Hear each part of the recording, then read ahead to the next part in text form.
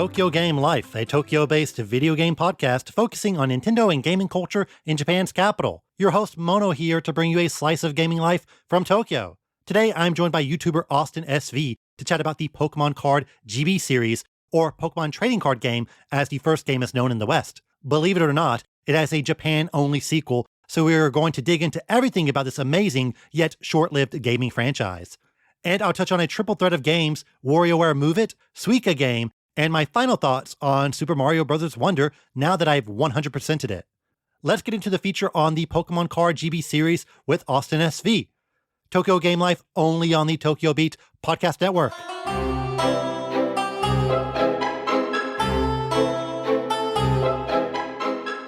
Pokemon Trading Card Game for Game Boy recently launched on Nintendo Switch Online, and I've been bathing in nostalgia replaying this classic handheld title.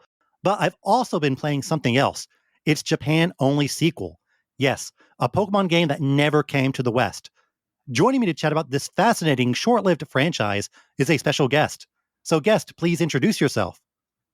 Hi, I'm AustinSV. On YouTube, I do RPG comparisons and comprehensive reviews and different versions of those games. If you have searched anything like which version of Final Fantasy 1 through 10, including 13, though, if you've searched any of those, you have probably seen the videos. Thanks for joining me. Before we dive into the details, what's your history with the Pokemon TCG games? It's actually something I started later. I played the TCG itself when I was young with my brother and didn't really touch on it until around the pandemic had started. And it was getting back into card games as a hobby that was not just a hobby, but it was an affordable one. And then from there, got into play through the TCG game, the first one, and then discovered the second one and it played through that as well. Both I streamed playthroughs of over on Go to Bedcast, but yeah. I was a quote-unquote 90s kid, so I was there during the initial craze. And a little backstory on the game. It was developed by Hudson Soft, and it released in Japan in 1998, and in the States in 2000, so there was quite a gap. I was obsessed with the physical cards, but I also loved the first Game Boy title. I definitely put over 100 hours into it, and looking back, that's a bit absurd since it takes maybe 10 or 15 hours to actually beat. So I'm not sure what I was doing for the other 80 hours, but I did think the game was I definitely think if I had those games, yeah, I would have put in similar hours. Yes, I think the game is just that fun. It really captures the essence of the Pokemon RPGs, but with a unique framing. And going back to it now, I appreciate a lot of what the first game was trying to do. One thing that really sticks out to me is how open the game is. What are your thoughts on the open-ended structure of the game, opposed to a more linear experience like the RPGs? For fitting, like for a card game, and especially more in the second one where the importance of deck versatility is a lot more important, having that freedom and exploration, I think was a really good direction as compared to the mainline games. Yeah, people were saying Scarlet and Violet was the first open world Pokemon game, but it was really this. Nothing is stopping you from going anywhere, and you can battle the clubs in any order. Depending on your starter deck and your booster pack pools, your journey might be very different from mine, for example. But let's look at the actual gameplay. How well do you think they translated the physical card game into a video game? For what the rules were at the time and everything, I think pretty well. And either way, these games work as gateways into the official game, and as serving as that gateway, I think it does a substantial job in making sure you know everything about it. Yeah, I was very impressed by how the information is clearly displayed despite being on 8-bit hardware. The UI is really clever. You've got the big picture to display the Pokemon, because, yeah, you want to see that classic Pokemon art. And I like how they use these circles for the damage counters instead of just displaying the health as a number. I think if it was just a number, it would be a little hard to parse on the screen because there's just so many other numbers and words. So having those circles is actually very simple but very clever. And that's not easy with the Game Boy screen. They do have the benefit in the way they designed it. For translation's sake, it gets messy, but it did successfully give them plenty of room for text and type. But yeah, it's challenging in the first place to make games for that tiny screen. I know a lot of devs who have worked on Game Boy and Game Boy Color have always talked about that challenge, and they did a really good job with it. Yeah, and things like checking the card data or the field information is really intuitive and snappy. especially if you crank the message speed up to max, which you should. The game moves incredibly quickly. So, digging into the gameplay a bit more, do you have a favorite deck type or strategy? In general, in Pokemon, I love water Pokemon. They've Hmm. always been my favorite, and I realize when I'm listing all of my favorite Pokemon, I'm just saying various water type Pokemon. So I tried keeping that in the games. Even playing the game today in the modern app, I'm trying to maintain a water deck that is at least meta for Hmm. playing ranked. But back in these games, yeah, for the first one, I was able to maintain a water deck. In the second, you got to be so versatile. In the second, I keep one deck that is normal types, and then the other is just changing constantly. I think we have to mention two kind of infamous strategies at this time, Haymaker and Rain Dance. These were perhaps the two most infamous decks from the era, and I believe they were both banned eventually. And Oh, I don't know uh, about them. first of all, this game, it has the first three sets. It has base, jungle, and fossil, which I Hmm. think that's kind of the peak era for Pokemon card nostalgia. It also has some promo cards as well. So Haymaker, it relies on using Pokemon with no evolutions like Hitmonchan, Electabuzz, and Scyther, and you just kind of rush down your opponent with strong attacks. For example, Hitmonchan, with just 3 energy, he can do 40 damage, which is quite a lot. Mm, 70 yeah. which is at that time, a lot for a base Pokemon. If you play Bulbasaur, he's got like 40 HP. And especially Scyther, he is all colorless energy and he does 30 damage for 3 colorless energy. So really in turn 3, if you're lucky enough, you could just be doing 30 damage each turn, which at this time Right. was quite a lot. I definitely took advantage of that to a certain degree without knowing it. Because yeah, Yes. there is that strength in some non-evolved Pokemon. Yeah, so there's no real clever combo or anything. It's just get the energy on those guys and go to town. Yeah. And another one was Rain Dance, which you might like because it is a water-based strategy where Hmm. thanks to Blastoise's ability, you can attach multiple water energies per turn. So you can really have a maxed out Blastoise in turn 2 or 3. Uh, Yeah, that's right. yeah, so I did at the end of the game, I was having a bit of trouble, so I thought, okay, I'm just going to make a Haymaker deck, and I just cleaned their clocks pretty easily. Hmm. But I think that's part of the fun as well, is trying to find these kind of cheesy strategies. Oh yeah, yeah. That's my favorite thing about RPGs in general because as a card game, and Final Fantasy VIII is so exploitable because of its card game, and the Mm. way you can exploit and mix up strategies per fight, and it changes things so radically. It's just even in the TCG games, they're some of my favorite things about RPGs. Another thing is that since it's based on the card game, it's different from most Pokemon RPGs since there's no grinding, and you can actually, believe it or not, lose battles in a Pokemon game if your deck isn't good enough, or if even if you didn't get a favorable hand. It's kind Hmm. of hard to imagine ever losing even a single trainer battle in, for example, Pokemon Scarlet and Violet. But here it can happen. Right. But that's what makes it fun because, people say, oh, Pokemon is too easy. But if you want a somewhat difficult Pokemon game, I think the TCG games have a pretty fair balance. Yeah, with the first game, the challenge of it you still had to play smart and understand it, though in the second game the AI is so much more aware, and the way their decks are designed are a lot more clever, so Hmm. it's not just the AI improved, but the way the enemy decks are built is a lot smarter. Yeah, so we've touched on the first game and the formula, but let's dig into, I don't want to say it's a secret game, but it's flown under the radar of a lot of people. Pokemon Card GB2, GR Dansanjo, or Pokemon TCG2, The Invasion of Great Rocket, as it's often called in English. But it is Mhm. the direct sequel to the first Pokemon TCG title. What was your reaction when you found out there was a Japan exclusive Pokemon TCG game? For a franchise like Pokemon, it is surprising, but to discover how much more it offered, I can understand why by the point of 2000, 2001, that's a little late for it. I get that. It's the same reason there were less SNES games being localized as is they were moving on. But I feel like we missed out on something. But I mean, Hmm. it's okay, and it is fan translation for it available. Some backstory on the game. It launched in Japan in 2001, and again, it was developed by Hudson Soft. It now features 441 cards, almost double the first game, with the big addition being the Team Rocket cards. So again, we mentioned the first game had base jungle and fossil. And now those cards appear again, but Team Rocket expansion is also in the Mhm. game. And the Team Rocket cards, especially, are a bit more unorthodox. The first TCG game sold quite well, and Pokemon was still massively popular in the States. So why do you think this game never came to the West? Is it just a matter of timing? I think it could have been timing. When did the GVA come out? 2001 in June. So, Oh yeah, I think just with Square during the SNES era, it was kind of a little. They figured it was a little late. I think they could have gone away for it. The GBA had backwards compatibility, but that might have been it. And the exclusive cards, I guess, because there definitely would have been something with how many exclusive cards there are to Japan. hmm. There's not a terrible amount at that time, but there were exclusive cards in Japan that we never got in the West that are in that game. So maybe it could have been tied to that as well.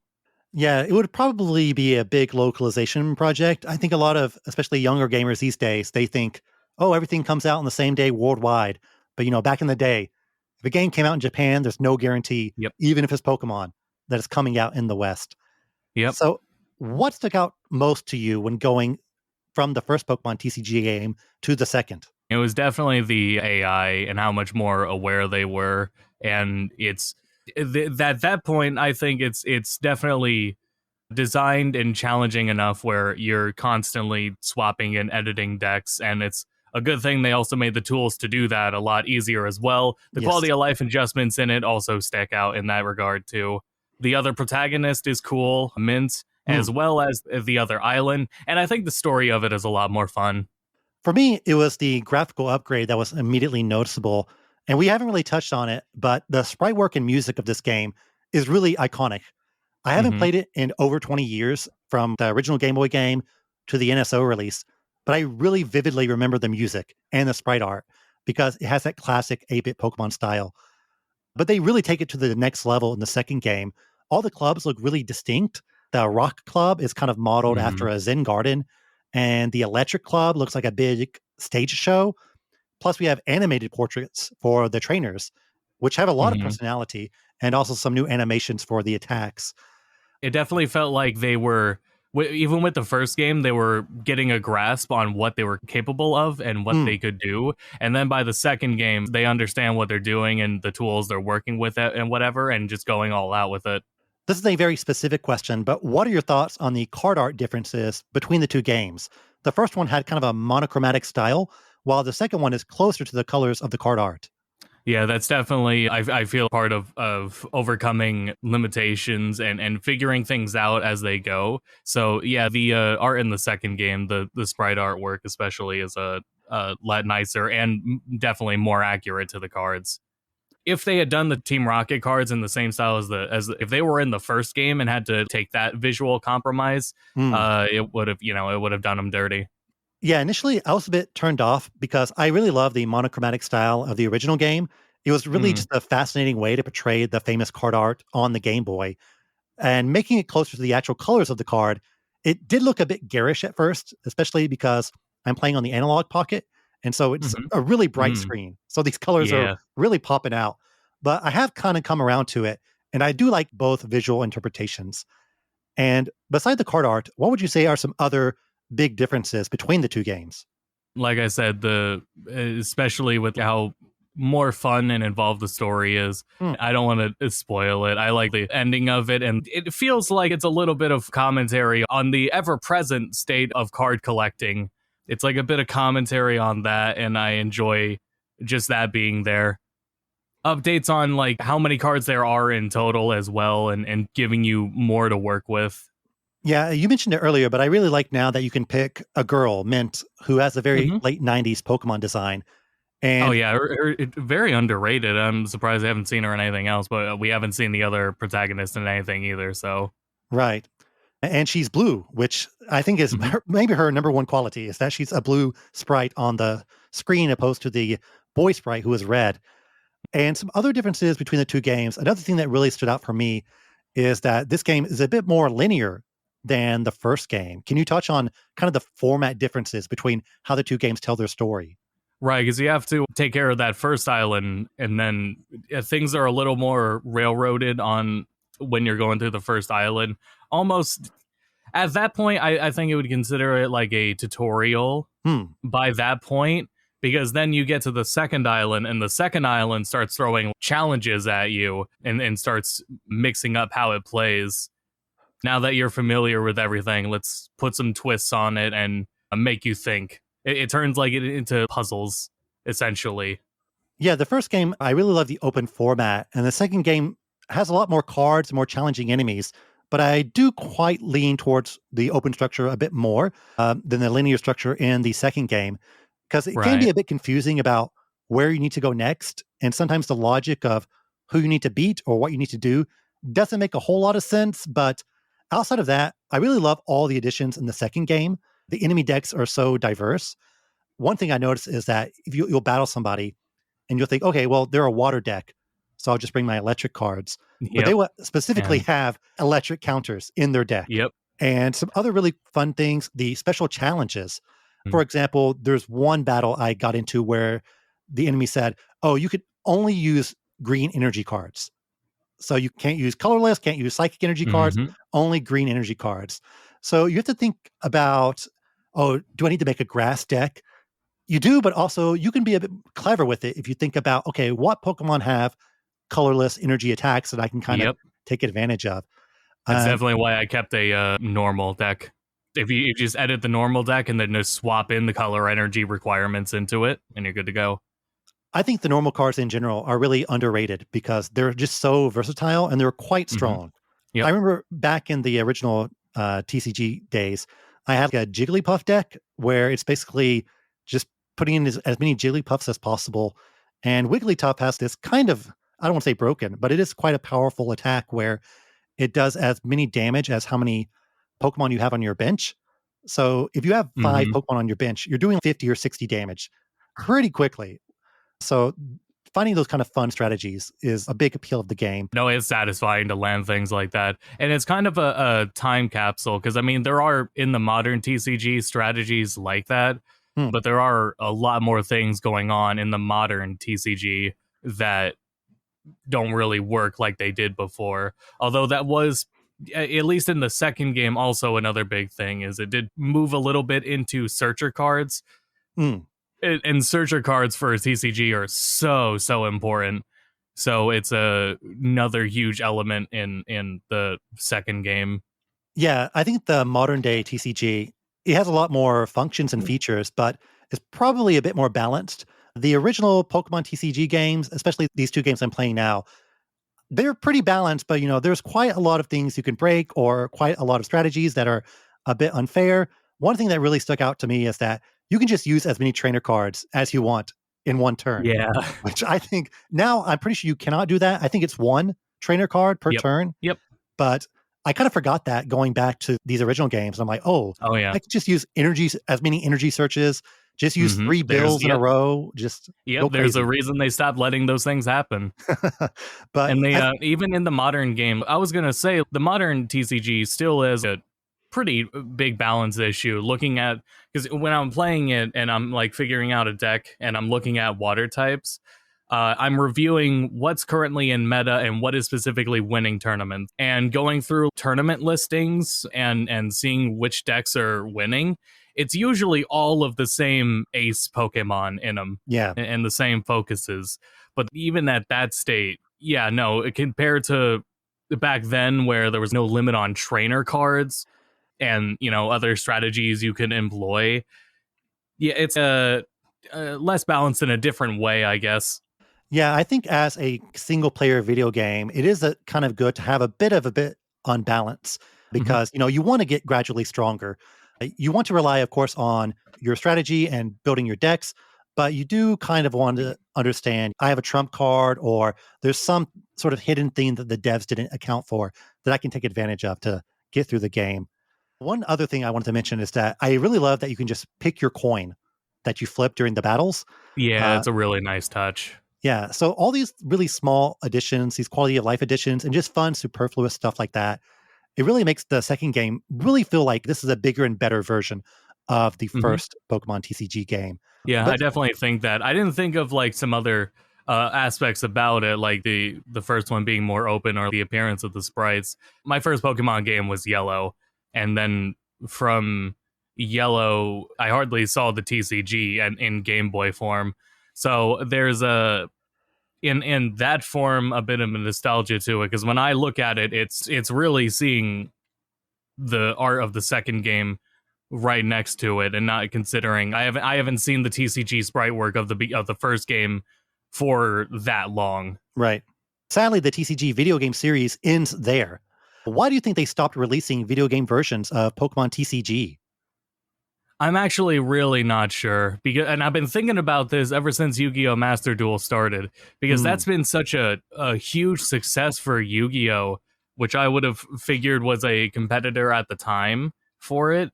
But seeing how well that was doing for Yu-Gi-Oh!, it's brought a sort of resurgence to it, and more value to everything.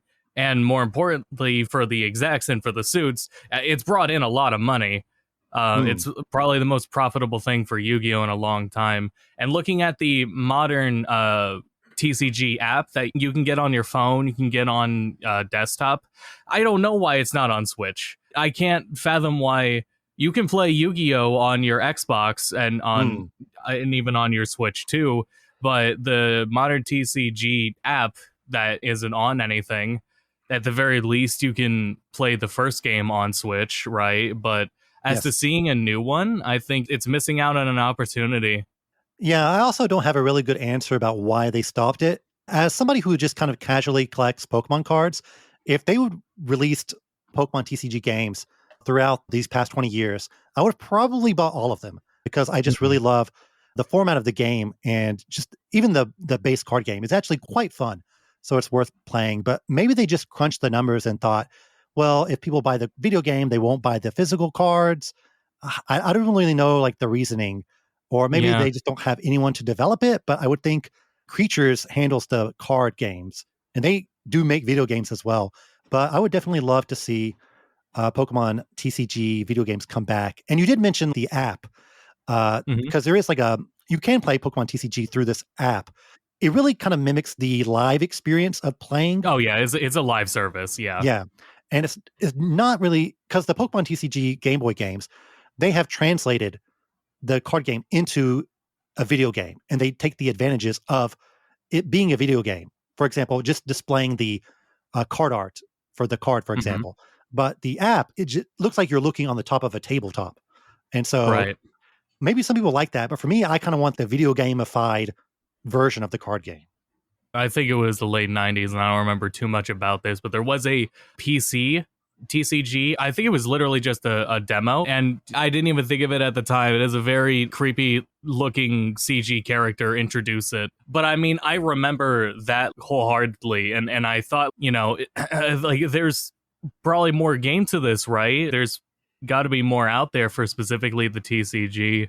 I know at the time, though, that at least in the early 2000s, even with the card popularity, there was situations where I couldn't, with my dad, I couldn't convey what I wanted, and he would get me, essentially there was a bunch of Dragon Ball Z games on GBA, and he got me one that was a trading card game, and I was so upset. I was so let down that in that situation where, like, especially if parents don't know, expecting an action game or expecting something like a main Pokemon game because it's cheap and it's Pokemon, let's get it, and it's a card game. For Pokemon, I don't think that's as big of a deal, right? But Yeah. it's still kind of a situation that has happened. Before we wrap up, would you recommend the second game to fans of the first game? 100%. That was exactly why I made the video I did on it, was because if you're a fan of the first one, the second game is definitely worth taking a look at. Yeah, I agree. The format is a bit different, but it's got more cards. The battles are a bit more, I don't say intense, but they require a bit more thinking. So if you kind Mhm. of mastered the first game, the second game is quite a good challenge. Oh, definitely. Yeah, it's made for you. It is made for you if you have played the first one. Hmm. And final question. We haven't touched on it at all, despite it being an iconic part of the game. But what are your thoughts on Imakuni? That's not something I've actually looked into as much. I vaguely remember it though. Yeah, I think most people, I guess the backstory of Imakuni, his real name is Tomoaki Imakuni. So Imakuni is his real name. And he is this eccentric musician back in the 90s, and he did some music for the Pokemon anime. So he does have some sort of connection there, and I believe he also did some contributions to the cards. But he is in the game as a real life person, and you can battle him. And he wears this black outfit. I don't even know how to describe it, but it's just a black leotard. It's the sprite work for it is unique. Yes, and he has ears kind of that stick out. But the point is that he kind of randomly appears throughout the world of the Pokemon TCG. He'll appear in random clubs, and if you talk to him, you can battle him, and he has a very unusual deck. He purposefully confuses himself. But if you do beat him, you get one booster pack for all the different card types. So, grinding out him is actually quite useful. And he actually appears in the second game as well. And he has a red costume in the Rocket Island, which is a bit weird. And he has a totally different sprite. So yeah, I think if they had localized the second game, that sprite would have been changed back to what it looked like in the first game. Yeah, I thought, is this evil Imakuni? What's going on here? I wasn't sure what this is. Well, on that note, thank you so much for joining me to chat about the Pokemon TCG GB series. So, Austin, where can people find you? Primarily on YouTube, AustinSV. And if live streams, I mentioned I have played through the games and there are live streams on them. On YouTube, the channel is Go to Bedcast. Great. And the links to everything will be in the podcast description. So listeners, check it out. Austin, once again, thanks for joining me. Yeah, absolutely. No problem. It was great to be here. Let's take a brief ad break. Spaceships, magic swords, intergalactic empires, dead gods, and creatures from beyond the moon. What mad universe could contain all these fantastic visions? What Mad Universe is a bi-weekly podcast delving into the misty origins of sci-fi and fantasy, pop culture and genre tropes. Take a cosmic trip on What Mad Universe podcast, now on the Tokyo Beat Podcast Network.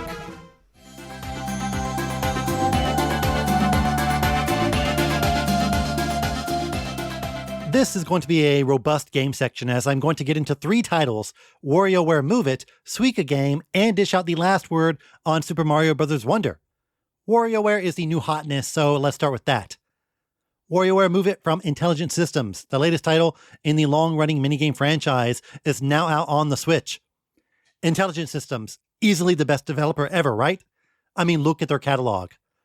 And they typically put out one game a year on Nintendo hardware no matter what, so you got to give them credit for their consistency. Sadly, though, their 20-plus year streak of releasing one game a year was broken last year, but they had Fire Emblem and WarioWare in 2023, so I'll forgive them. I've completed the story mode of the game, which honestly is really the tutorial, but I won't get into any major spoilers. These are some very, very early impressions. WarioWare is the only franchise where you can say, yeah, I played 100 mini-games, but I really just scratched the surface. Move It was announced in the June Direct, and it was a pretty surprising announcement. We got a WarioWare title just 2 years ago called Get It Together. A game I enjoyed, but it was certainly a bit disappointing in terms of utilizing the Switch hardware. You want a WarioWare to take advantage of all the unique features of whatever system it's on. The original game didn't have a lot to work with, but it made the most out of the D-pad and the A button.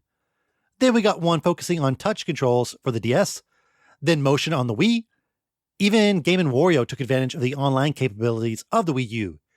And Gold, my personal favorite, went above and beyond utilizing buttons, touch, and gyro controls, pretty much everything the 3DS had to offer. Except, the 3D.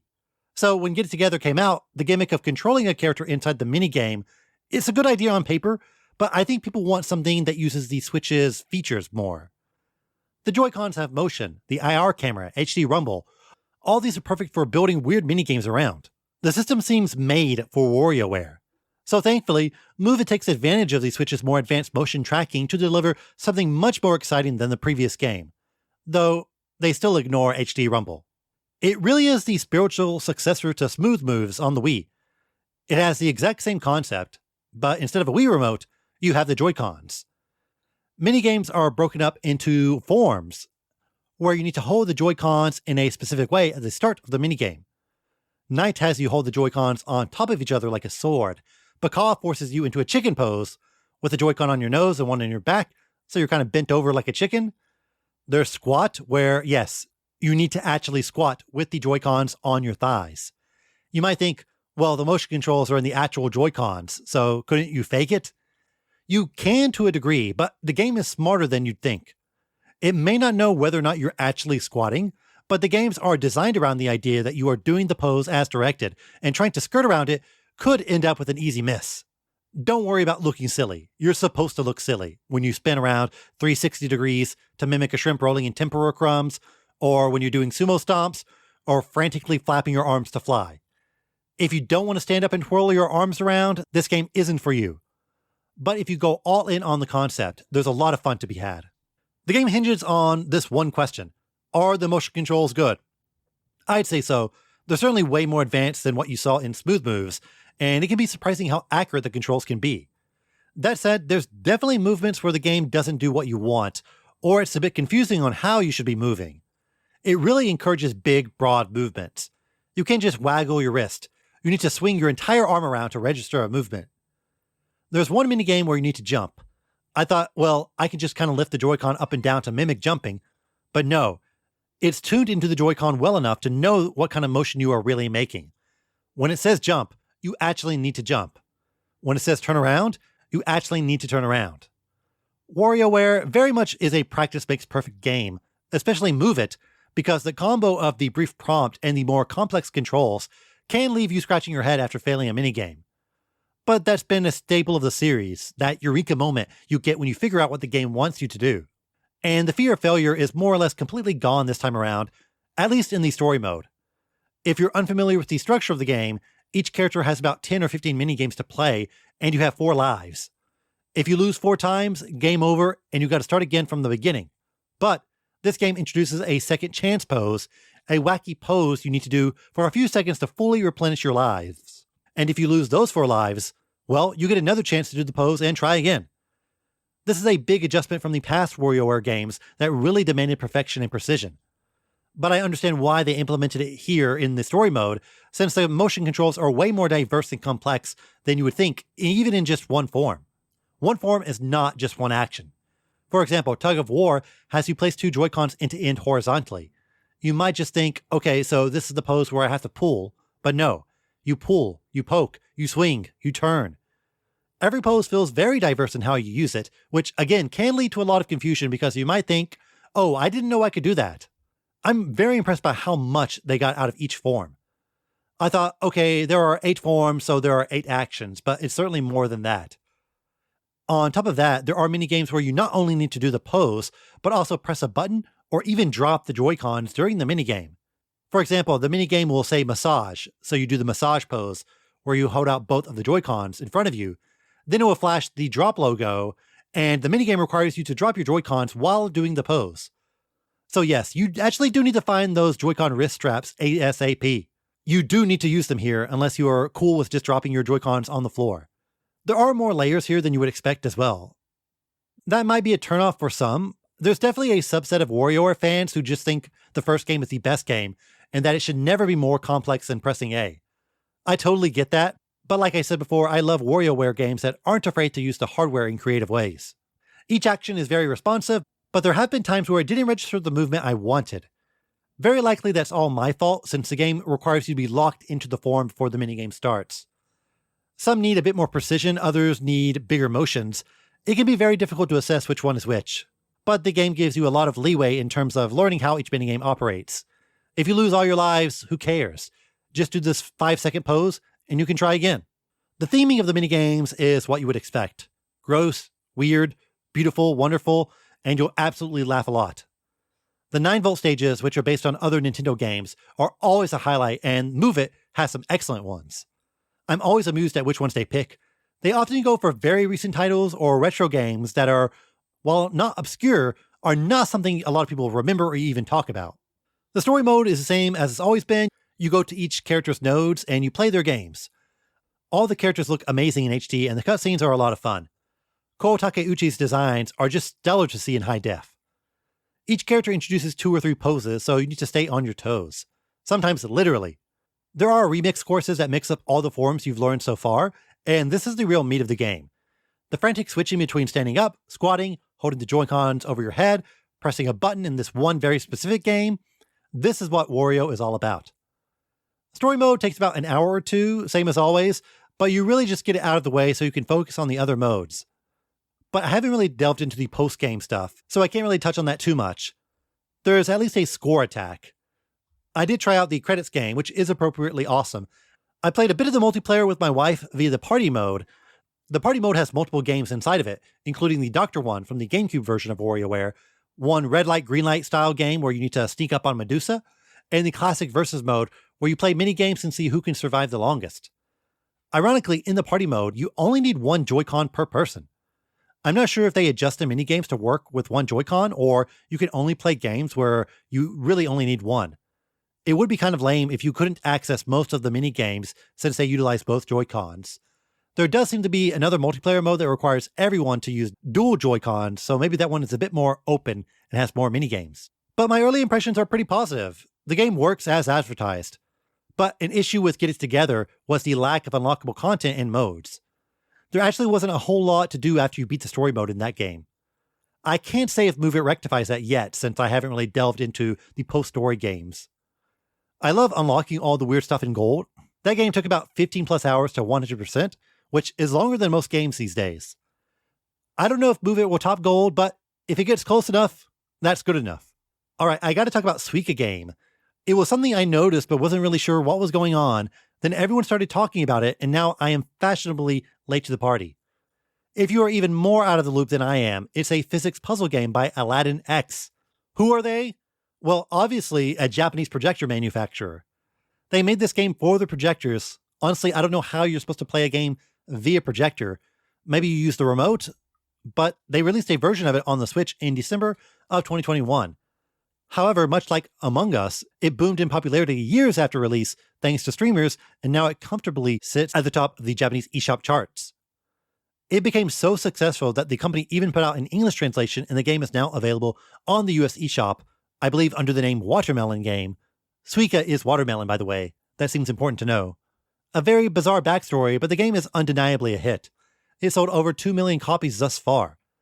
The game is only $2, so the barrier to entry is quite low, but it does feel like it's 2023's viral indie game. Something that was on nobody's radar, but now it's everywhere. So what is it?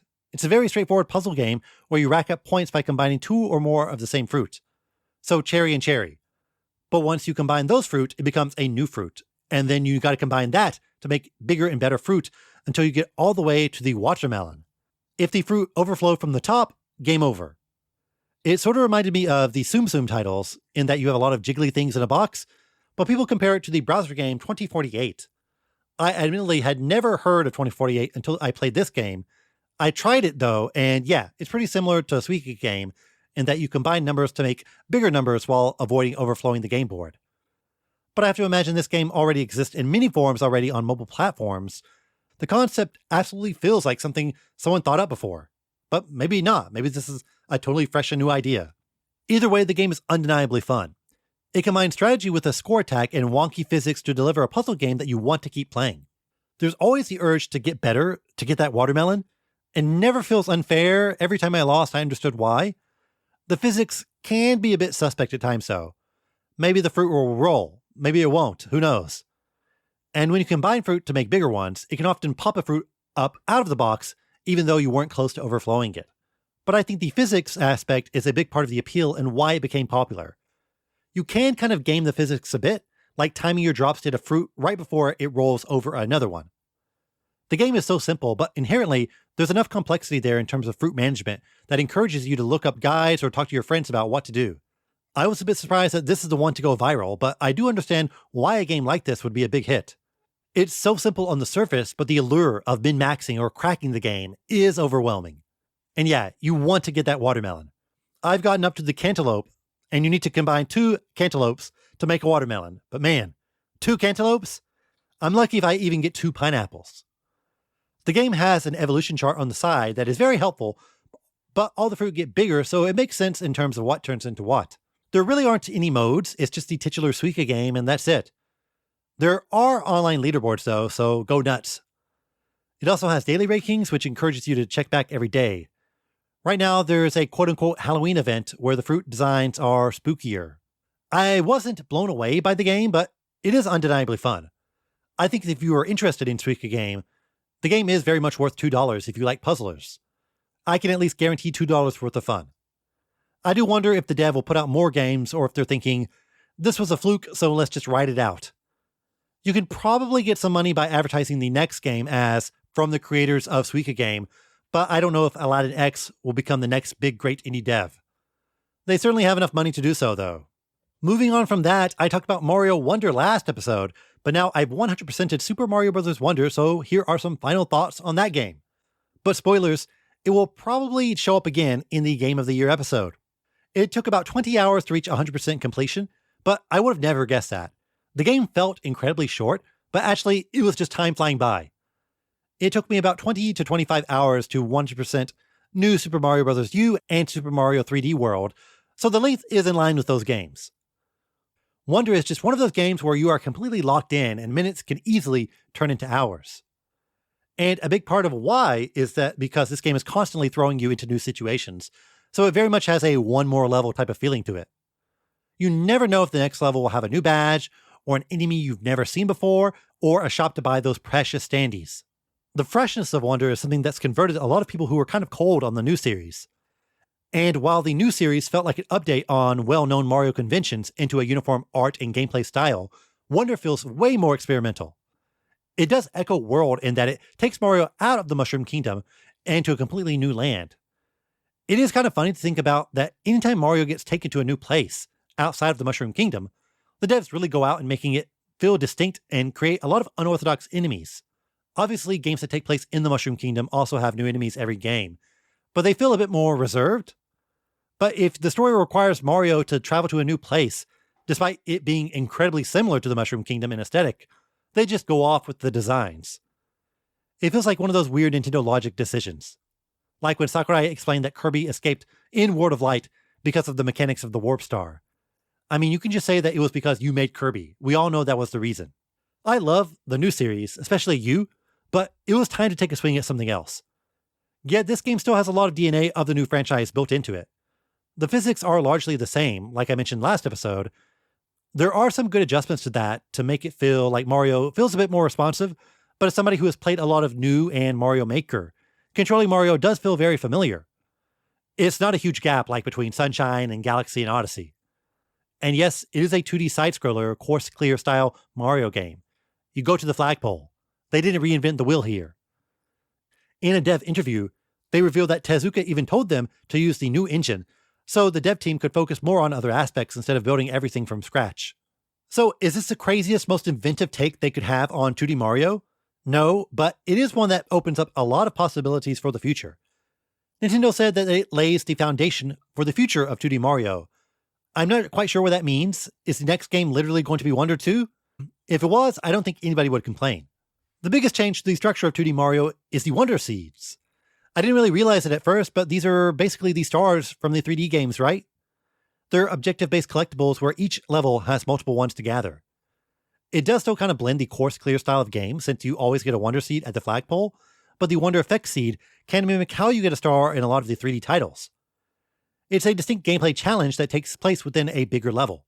We haven't really seen this before in 2D Mario, as those collectibles have mostly just been things that you find in the level. The Wonder Seeds get players excited about what could come next. They're just so different from what you would expect, but the level does a clever job in kind of telegraphing the gameplay challenge before you actually touch the flower. I said last episode that I was wondering if it would feel like the level would come to a halt as you did something completely different, and they really don't. The Wonder segments feel naturally integrated into the level, and it's a logical escalation of what you've been doing. They really take the gloves off early with the singing piranha plants. That one is definitely front-loaded because the others aren't quite as surreal. And yes, they do reuse some of the Wonder Seed ideas. There are multiple singing stages, multiple ones where you turn into a slime or a Goomba. Nintendo is being economical here though. They aren't going to design a gameplay segment to use just once and then toss it away. But Mario games in general are a masterclass in using the toolset in creative ways. None of the slime portions feel the same, and they're all fun because of the core gameplay of just jumping on the ceiling and sliding through the level is really entertaining. And even though you see them more than once, you're doing things you never thought possible in a Mario game. There are much more than just simple power-ups. But speaking of power-ups, the new ones in this game are quite stellar. Elephant is very fun since you can easily bust through blocks and defeat enemies you normally can't as Super Mario. I'm typically not really huge on platformers with melee attacks, since balancing the speed of your character along with the positioning of the enemy while also jumping around can be really hard to pull off. The elephant trunk has a pretty good range on it, and the hitbox window is generous enough, so it works well. And the bizarre visual of playing as a bipedal elephant really never gets old. You always perpetually want to be the elephant, even if it's not the best power-up for the situation. My favorite power-up, though, is the bubble. It instantly demolishes most enemies, is a straightforward projectile, and using the bubbles as platforms opens up completely new traversal options. I imagine speedrunners are going to go off with the bubble power. An excellent thing about Mario games in general is that you can enter any level with any power-up, even if it doesn't naturally appear in the level. It gives players a lot of flexibility, which I think a lot of other platformers completely skip over. The final big power-up is the drill, which is neat since you can traverse the ceiling more easily, and you have a defensive attack. I mean, how many times did we die to buzz beetles falling from the ceiling? A big theme of Wonder in general is how it blends the 3D game conventions into the 2D ones. Koichi Hayashida, who was the director of Galaxy 2 and the 3D series, is credited for game design work on this title. He hasn't really ventured into the 2D Mario space outside of being credited as dev support for Mario Maker 2. Bringing him on really conveys how much they wanted to inject different ideas into the 2D franchise. And going back to enemies, a lot of them really do feel like they would fit perfectly into 3D World. Okay, now for my biggest criticism. Skedaddlers, the scared rodents that run away from you and spit out radishes, only appear in 2 levels. And their first appearance is like the 3rd level, so they introduce this awesome new enemy that was even in the trailer, but they rarely even use it. I was just talking about how smart and economical Nintendo is when it comes to reusing ideas, but that's it with the Skedaddler? There has to be more Skedaddler-focused DLC coming. That's the only logical explanation. And going back to the 3D comparisons, the map does feel very similar to 3D World. It blends the open-world exploration of the 3D World maps with the node-to-node navigation of the 2D Mario games. The world map is pretty excellent. There's a lot of hidden levels and even some overworld puzzles you need to solve to unlock them. It's way more freeform than the past games, often giving you multiple levels at the same time, including a lot of unorthodox ones. Some are literally called break time, where they are easy enemy-less diversions to help you decompress after a tough level. There's also Search Party, which has you navigate a huge area to find hidden coins. These are borderline impossible if you aren't playing online with other people. But let's get into the online portion. I didn't really try it out last time I talked about the game, but I think it's easily one of Wonder's brightest spots. It's an incredibly clever, cooperative focused take on multiplayer Mario. You can see live ghosts of other players, and while they can't interact with you in your world, they can still revive you after death via touch or the standees, which are markers you can place anywhere. Initially, I thought other people jumping around the level was incredibly distracting, but it's easy to tune out, and saving people or following somebody's standee only to find a secret area made me realize that a co-op Mario game can be more fun than just wacky accidents or throwing people into holes. Especially Search Party, everyone helping each other by placing standees in important spots or going into hidden areas to help guide players is an awesome experience. Saving somebody's ghost and then hitting the flagpole at the same time while you're both popping off emojis is honestly very heartwarming and not something that I think I would experience in a Mario game. Everyone has wanted random matchmaking for 4-player Mario forever, and we really haven't had that due to tech problems like in Mario Maker 2, or maybe just fundamentally the design team thinks it wouldn't work. But they completely nailed the online gameplay here by making it a blend of live gameplay and asynchronous features. Should this be in every Mario game?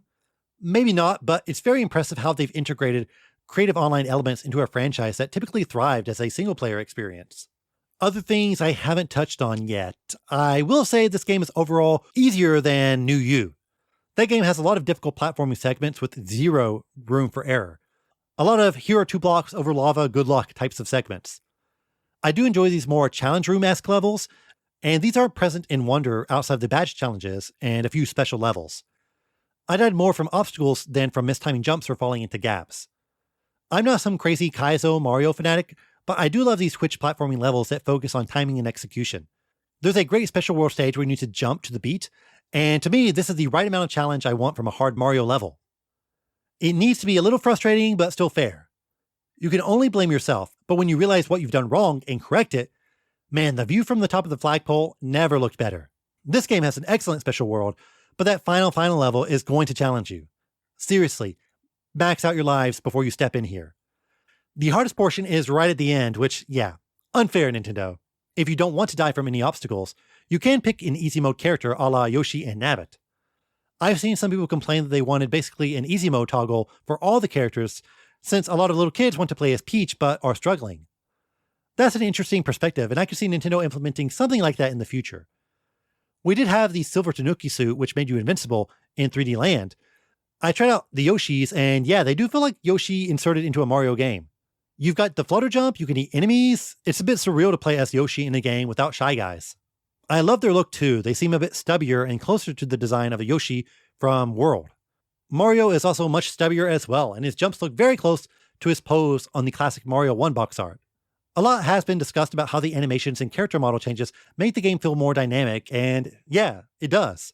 Kind of funny to think about what their goal was with the new series. The first game was on DS, so they really emphasized Mario's fist getting bigger when he hit blocks to compensate for the small screen, but it kind of carried over to the other games. The overall designs for the characters do feel a few degrees away from the typical Mario designs you see in marketing, and I love that Nintendo is being experimental with them. Nintendo is keeping the chonky designs in Super Mario RPG Remake, so they don't seem to be super strict in portraying Mario with one particular visual style. So it's pretty safe to say that Wonder is another excellent game in the Mario canon. I imagine a lot of people will easily rank this above New You, but I do recommend people still give you a chance.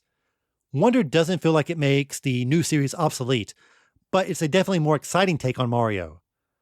If Nintendo says for the next decade we are only getting new Wonder games when it comes to 2D Mario, no complaints here. It retains all the great familiar elements like the stellar controls and the diverse levels, while introducing some great new ideas like the Wonder mechanic and the shockingly good online gameplay features. I think it's a great entry point into 2D Mario in general if you've ever wondered why do people like these games. Trust me, it's not just nostalgia. But nostalgia does help. They put the Delfino Plaza music into the game. How can you not get excited for that? Alright, that's it for games. Now for the news.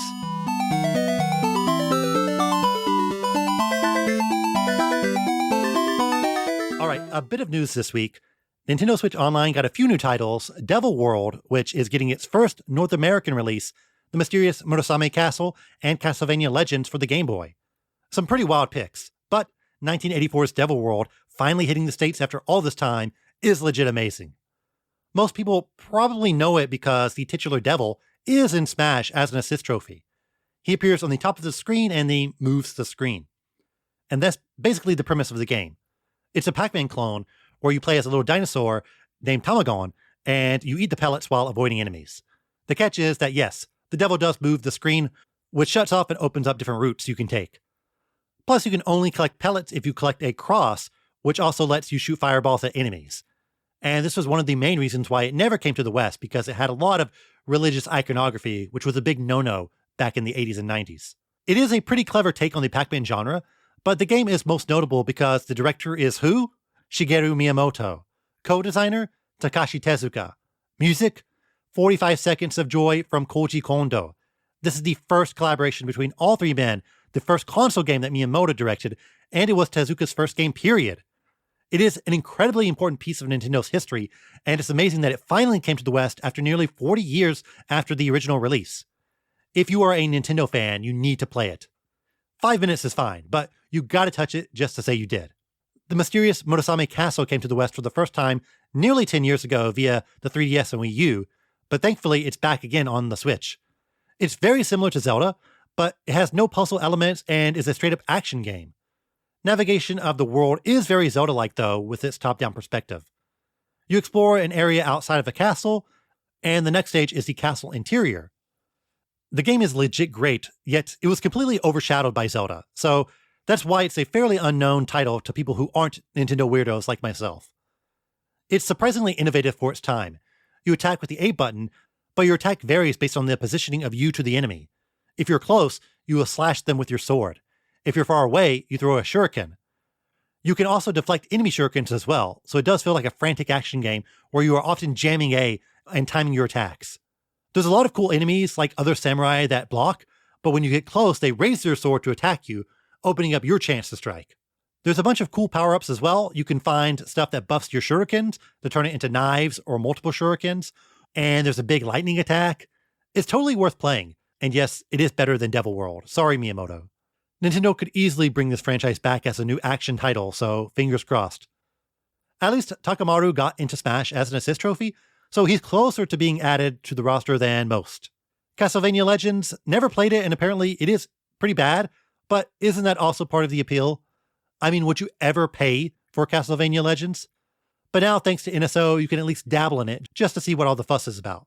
Last bit of news, let me take a deep breath. Pokemon Scarlet and Violet, The Hidden Treasure of Area Zero Part 2, The Indigo Disk, releases on December 14th. If you bought the DLC pass, you already own this, so get ready to play it. The release is in line with my expectations. No way they were going to push it to 2024. Just sit back on Christmas Day, drink some hot cocoa, and play some Pokemon. It doesn't get much better than that. Or be me and just burn through the DLC, probably before Christmas. Either way is fine. The premise is less exciting than the Teal Mask, but it does seem to be a bit more combat focused, so those who want a challenge, maybe Indigo Disk will give it to you. It also wraps up the story of the DLC and Scarlet and Violet in general, so all will be answered. Hopefully. I suppose this also counts as Nintendo's December game, unless they toss out a random Kirby game, which honestly could happen at any moment. Okay, let's wrap up the episode. Thanks as always for listening. Be sure to like and subscribe to this podcast on your favorite app. Leave a 5-star review as well. It really helps with visibility. The podcast is also available on YouTube, so like and subscribe there as well. I'm on Twitter, Threads, Blue Sky, Instagram. Just search for Tokyo Game Life or find the links in the podcast description. If you like the podcast, be sure to share it with your friends and on social media. The next episode will be on November 19th. See you next time. Matane!